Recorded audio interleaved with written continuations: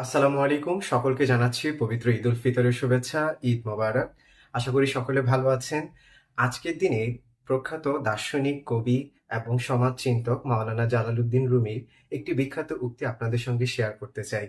আশা করি এই উক্তির কথাগুলো আপনারা কাজে লাগিয়ে আগামী দিনে নিজেদেরকে এগিয়ে নিয়ে যাবেন।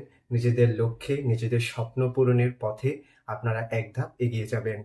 মাওলানা জালালউদ্দিন রুমি বলেছেন, "দরজা যখন খোলা তখন তুমি কেন কারাগারে বসে আছো?"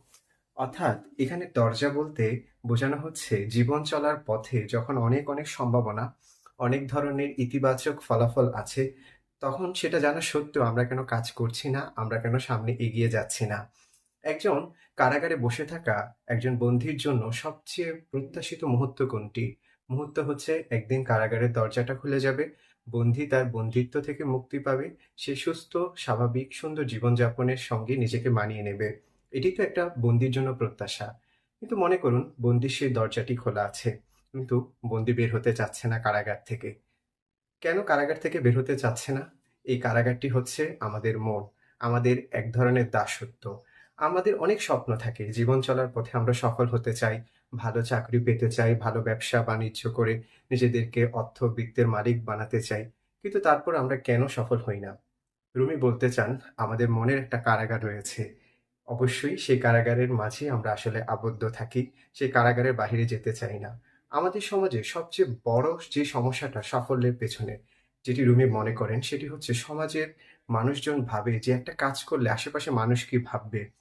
এই যে পাছে লোকে কিছু বলে, এই চিন্তা থেকে আসলে আমরা প্রথমত বাধা পাই। এই বাধাটা আমাদের স্বপ্নের জয়ের পথে বড় ধরনের একটা প্রতিবন্ধক হিসাবে কাজ করে। এই বাধাটিকে অতিক্রম করতে হবে।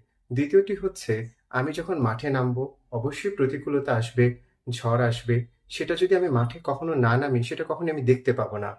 এবং এই ঝড়ের পরেই কিন্তু আবার সম্ভাবনা থাকবে। প্রকৃতিতে যখন প্রচুর পরিমাণে বৃষ্টি হয়, বৃষ্টি এক ধরনের প্রতিকূলতা সৃষ্টি করে। কিন্তু বৃষ্টির পর আমরা যদি প্রকৃতির দিকে তাকাই, তাহলে দেখতে পাবো প্রকৃতি অনেক সবুজ, শ্যামল এবং অনেক সুন্দর প্রাণবন্ত হয়ে সৃষ্টি হয়েছে। তখন আমাদের মনে হবে যেন সেই প্রকৃতির যেন নতুন রূপ, নতুনভাবে সেজে উঠেছে। ঠিক আমাদের জীবনে যখন ঝড় আসবে, খুব স্বাভাবিক, সেই ঝড়ে আমরা আঘাত পাবো, আমরা ক্ষতিগ্রস্ত হব। কিন্তু ঝড়কে যদি আমরা মোকাবেলা করতে পারি, তাহলে আমরা আমাদের স্বপ্নের পথে, লক্ষ্যের পথে এগিয়ে যেতে পারবো। মনের কারাগার থেকে কিন্তু আমাদের মুক্ত হতেই হবে। চেষ্টা চালাতে হবে। ক্ষুদ্র, ক্ষুদ্রভাবে আমাদেরকে এগিয়ে যাওয়ার চেষ্টা থাকতে হবে।